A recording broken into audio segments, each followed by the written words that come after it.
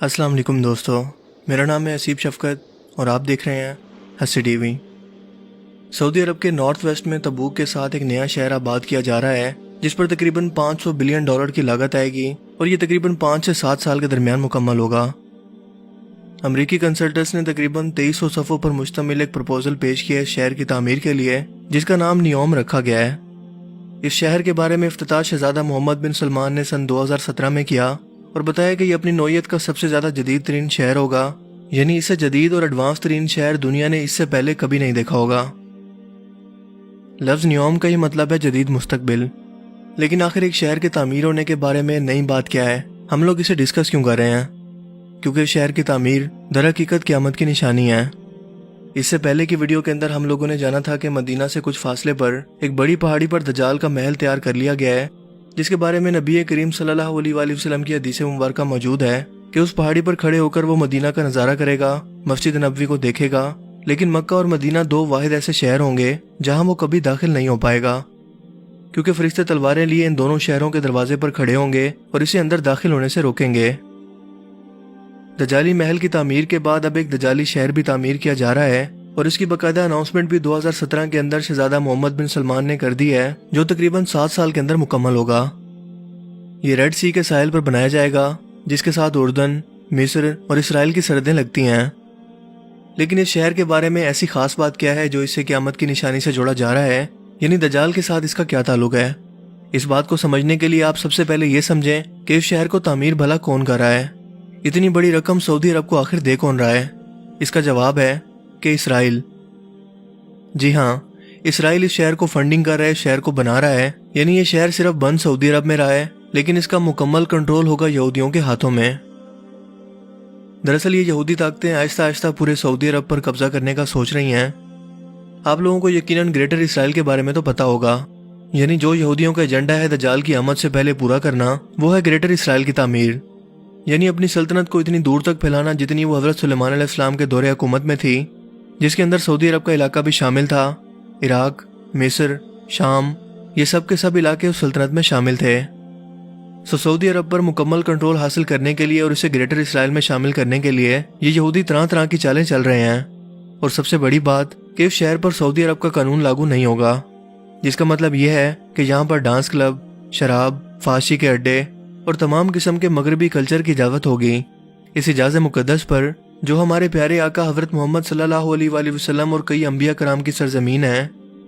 इस शहर की तामीर के बाद यहाँ पर तमाम इस्लामी कानून लागू नहीं होंगे, यानी यूं कहें कि इस पूरे शहर को सऊदी अरब कंट्रोल नहीं करेगा, बल्कि ये अपने कवानीन में आज़ाद होगा।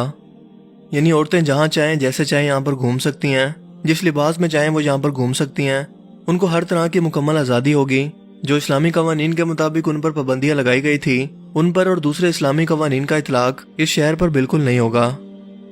और सबसे बड़ी बात कि ये शहर टेक्नोलॉजी का अमली नमूना होगा, यानी इस शहर को मुकम्मल तौर पर रोबोट चलाएंगे। ये शहर ऐसी हैरत अंगेज खसूसियात का मालिक होगा जो पूरी दुनिया के अंदर कहीं और मौजूद नहीं होंगी। मिसाल के तौर पर यहाँ पर फ्लाइंग टैक्सी, चमकती हुई रेत, क्लाउड सीडिंग यानी मसनूई बारिश बरसाना, जिससे सराह के अंदर सब्जा उगेगा, और ये भी क़यामत की निशानी है कि अरब का सराह क़यामत से पहले फिर से हरा भरा हो जाएगा। यहाँ पर रोबोट्स नौकर होंगे, यानी कि ऑफिस में काम करेंगे। Mix martial art robotics fights होंगी, जैसे कि आप मूवीज में अक्सर देखते हैं। यहाँ पर अलग एक जुरासिक पार्क का जजीरा होगा, जिसमें डायनासोर्स रोबोट की सूरत में घूमेंगे। इस शहर का अपना एक आर्टिफिशियल मून भी होगा, जो आसमान से जमीन पर तस्वीरें भी भेजने के काबिल होगा। यहाँ पर जेनेटिक इंजीनियरिंग को भी बढ़ाया जाएगा। इस शहर की तामीर के दौरान सबसे पहले फेज के अंदर इकोनॉमिकल फंडिंग को फरोग देंगे। इस शहर का अपना एयरपोर्ट बनाया जाएगा, नए रिजॉर्ट्स तामीर किए जाएंगे और ये 10,200 स्क्वायर मील के रकबे पर फैला होगा। इस शहर की तामीर से यहूदियों का सबसे बड़ा मकसद ये है कि इस शहर के साथ लगने वाले तमाम ममालिक के साथ अपनी तिजारत को बढ़ाया जाए, क्योंकि अगर आज के दौर में आप किसी मुल्क को कंट्रोल करना चाहते हैं तो आपको सबसे पहले उसकी इकोनॉमी को कंट्रोल करना चाहिए, और ये लोग भी उसी मंसूबे पर काम कर रहे हैं। इस शहर की तामीर के बाद एक तो ये सऊदी अरब के काफ़ी हिस्से पर कंट्रोल हासिल कर लेंगे, क्योंकि जाहिर सी बात है कि यहाँ पर उनकी आमदोरफ्त भी हो जाएगी सऊदी अरब के अंदर। और सऊदी अरब के बादशाह वैसे ही यहूदियों के गुलाम बन चुके हैं, क्योंकि इराक, शाम और मिस्र के हालात ख़राब होने के बावजूद मुस्लिम उम्मत कभी इकट्ठी नहीं होती, और ख़ुद सऊदी अरब ने यमन में इस्लामी इताद के नाम पर अपने ही मुसलमान भाइयों को कत्ल किया। مسلمانوں کی اس تعمیر کے اندر در حقیقت یہودیوں کی تعمیر ہے، جو کہ حالات ہمیں واضح طور پر بتا رہے ہیں۔ اسرائیل کے شہر تل ابیب سے سعودی عرب کے شہر ریاض کے اندر کمرشل فلائٹس پہلے ہی چل رہی ہیں۔ اس سے پہلے آپ کو یاد ہوگا کہ سعودی عرب نے کچھ عرصہ پہلے قطر پر بھی پابندی لگا دی اور اس پر الزام یہ لگایا کہ قطر حماس کی مدد کر رہا ہے۔ آپ کو بتاتا چلوں کہ حماس وہ تحریک ہے جو فلسطین کے اندر اسرائیل کے خلاف لڑ رہی ہے، یعنی فلسطین کی آزادی کی تحریک لڑ رہی ہے۔ یہودیوں کے مظالم، ان کے ناجائز قبضے اور فلسطینیوں کی بقا کی جنگ، لیکن سعودی عرب کھل کر اسرائیل کی حمایت کر رہا ہے۔ اس کے علاوہ سعودی عرب اور ایران کی جنگ کے بارے میں آپ لوگ سبھی جانتے ہیں کہ ان کے درمیان ایک دوسرے کے لیے کس قدر نفرت پائی جاتی ہے۔ جب سعودی عرب نے قطر کا بائیکاٹ کیا تو متحدہ عرب امارات اور سعودی عرب کے بہت سے اتحادی ممالک نے بھی قطر کا بائیکاٹ کر دیا، جو یہ ثابت کرتا ہے کہ تمام سعودی شہزادے در حقیقت یہودیوں کی نوکری کر رہے ہیں۔ اس تعمیر ہونے والے شہر نیوم کو بھی یہودی کنٹرول کریں گے، یعنی اسے ورلڈ بینک فنڈ کرے گا جو کہ یہودی ادارہ ہے، اور اسی طریقے سے دجال اور یہودی پوری دنیا پر اور پورے سعودی عرب پر کنٹرول حاصل کر لیں گے، سوائے مکہ اور مدینہ کو چھوڑ کر، جس کے بارے میں ہمیں احادیث مبارکہ سے پتہ چلتا ہے۔ اس کے علاوہ سعودی عرب کے موجودہ حالات بھی اس جانب واضح طور پر اشارہ کر رہے ہیں، کیونکہ آئے روز یہاں پر ہونے والے کنسرٹ، ڈانس کلب کا افتتاح، یہ سب کا سب مغربی کلچر یہاں پر پہنچ چکا ہے،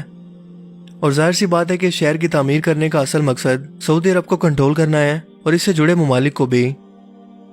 یہ شہر یہودیوں کے لیے تجارت کا مرکز ہوگا، یعنی ایک گیٹ وے ہوگا پوری دنیا کے اندر اپنی پروڈکٹ کو ایکسپورٹ کرنے کے لیے،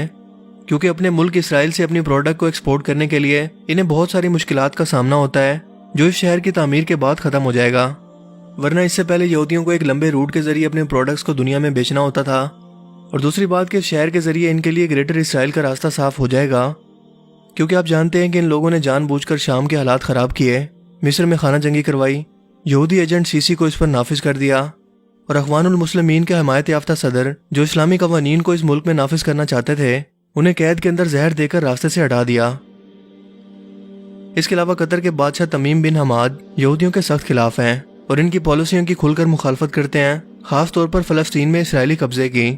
اور یہی وجہ تھی کہ قطر کو معاشی طور پر تباہ کرنے کے لیے یہودیوں نے اس پر پابندی لگوائی، جس کا ساتھ اس کے تمام حمایت یافتہ سعودی بادشاہوں نے یا عرب کے دوسرے بادشاہوں نے دیا۔ بالکل اسی طرح سے مسلم امت کا درد رکھنے والے طیب اردگان یہودیوں کی آنکھوں میں بہت زیادہ کھٹکتے ہیں، جنہیں مکمل طور پر راستے سے ہٹانے کے لیے ان کے خلاف سازشیں کی جا رہی ہیں، کیونکہ یہ بھی حماس کے حمایت یافتہ ہیں، ان کی باقاعدہ فنڈنگ کرتے ہیں اور فلسطین میں اسرائیلی قبضے کے سخت خلاف ہیں۔ وہ مسجد اقصی پر اور فلسطین پر اسرائیلی قبضے کے خلاف مسلمانوں کو جگانے کی کوشش کئی بار کر چکے ہیں، لیکن اس کے مقابلے میں ان کے خلاف بھی سازشیں کی جا رہی ہیں، جیسا کہ آپ کو یاد ہوگا کہ 2016 کے اندر ان کی آرمی نے ہی ان کے خلاف بغاوت کی تھی، جن کے احکامات ان کو امریکہ سے موصول ہو رہے تھے، اور وہ لوگ جو اس بغاوت کے اندر باقاعدہ طور پر شامل تھے وہ آج امریکہ کے اندر پناہ لیے ہوئے ہیں، اور اس کی وجہ یہی ہے کہ ترکی بھی گریٹر اسرائیل میں شامل ہے، جیسے کہ باقی تمام اسلامی ممالک کو تباہ کرنے کے بعد یہودیوں کا دجال کی آمد سے پہلے ان کو گریٹر اسرائیل میں شامل کرنے کا منصوبہ ہے، جس میں وہ بہت حد تک کامیاب ہو چکے ہیں، جیسے کہ حالات ہمیں بتا رہے ہیں۔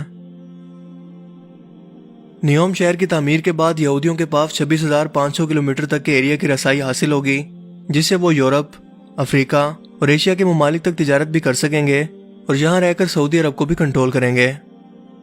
اور آپ جانتے ہیں کہ محمد بن سلمان کی آمد کے بعد جو بھی شخص اس کی پالیسی پر اعتراض کرتا ہے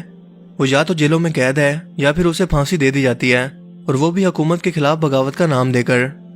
کیونکہ ایسے بہت سے علماء کرام اس وقت بھی جیلوں میں قید ہیں جنہوں نے اس شہر کی تعمیر پر اور دوسری سعودی مغربی پالیسیوں پر اعتراض کیا تھا۔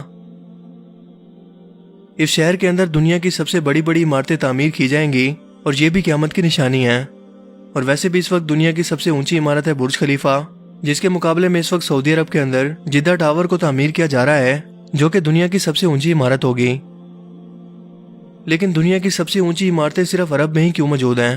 اس بات کو سمجھنے کے لیے حضور نبی کریم صلی اللہ علیہ وآلہ وسلم کی 1400 سال پہلے بیان کردہ اس حدیث مبارکہ پر غور کریں کہ عرب کے بدھو جن کے پاس پہننے کے لیے کپڑے یعنی جسم ڈھانپنے کے لیے کپڑے نہیں ہوں گے، وہ قیامت سے پہلے ایک دوسرے کے مقابلے میں اونچی ترین عمارتیں بنائیں گے،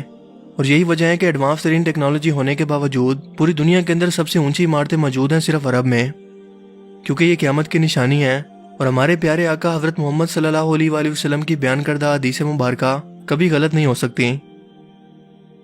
دجالی محل کی تعمیر کے بعد دجالی شہر کی تعمیر اس بات کی طرف واضح طور پر اشارہ کر رہی ہے کہ دور فتن کا آغاز ہو چکا ہے،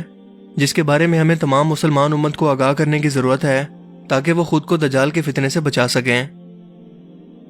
تو دوستو آپ کا اس کے بارے میں کیا خیال ہے؟ اپنی قیمتی رائے کا اظہار کمنٹ سیکشن میں ضرور کیجیے گا۔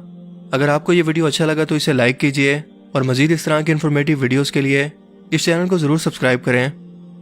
اب میں ملوں گا آپ سے ایک نئی انٹرسٹنگ ویڈیو میں، تب تک کے لیے اپنا بہت سا خیال رکھیے گا۔ Thanks for watching this video. اللہ حافظ۔